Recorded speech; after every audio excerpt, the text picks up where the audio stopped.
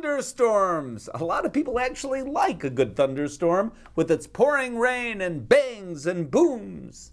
But for those owners of pets who have thunderstorm anxiety, when those clouds start to roll in, you feel anything but enjoyment.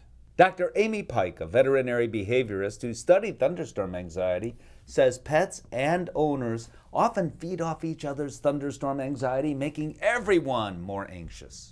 I think my clients and my patients are better weather predictors than the weatherman are, because they know that, oh gosh, the clouds are coming up and, oh, the dog's going to start to freak out. And then the dog says, well, why is mom so worried about what's going on?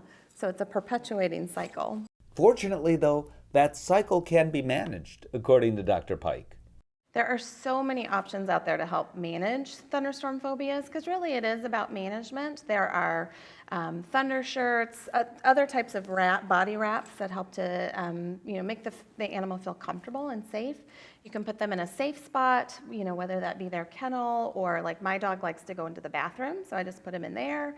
You can play white noise, like from a white noise machine or an app on your phone, or in the bathroom we just flip the exhaust fan on.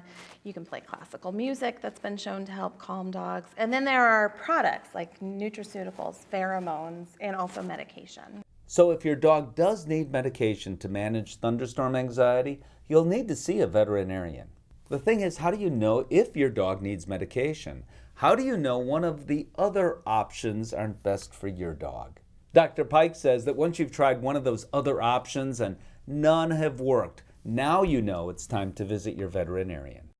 I think if the dog is still anxious and showing any sort of signs of anxiety despite your best efforts and despite some of our over-the-counter products, that is when we need to get the veterinarian involved and get medication on board to help relieve that anxiety. If you think your pet might need medication for thunderstorm anxiety, but you're worried it might make him out of it or sleepy, you're not alone. So I think part of that stems from traditionally we used a lot of tranquilizers in the past, and because it was one of the only medications available to us. And those did really, gork out the dog for several hours, 8 to 10 hours, and by then the storm is already long gone. But our newer anxiolytic drugs really just help to decrease the anxiety. So their goal is not to sedate the pet, but actually relieve that panic that they're feeling. Now, if you've ever given your dog an over-the-counter medication like, say, Benadryl, without seeking advice from a veterinarian, Dr. Pike says you're actually doing more harm than good. I equate it to, I'm afraid of spiders, deathly afraid. And if someone were to put me in a room with a straitjacket on, but surrounded by spiders, I would be panicking but unable to respond. And that's really what we do when we give them tranquilizers or Benadryl, something to sedate them. Inside, internally, the panic is still ongoing, but they can't actually physically do anything about it. So if you've ever tried that safe place for your dog to go, the Thunder Shirt or a product like it, desensitization, counter-conditioning by playing sounds of thunderstorms, the white noise machine, playing music in the background, maybe classical music, have tried Adaptil, which is a copy of a pheromone, and none of these things worked, well, then be sure to chat with your veterinarian or see a veterinary behaviorist about an appropriate medication for your dog.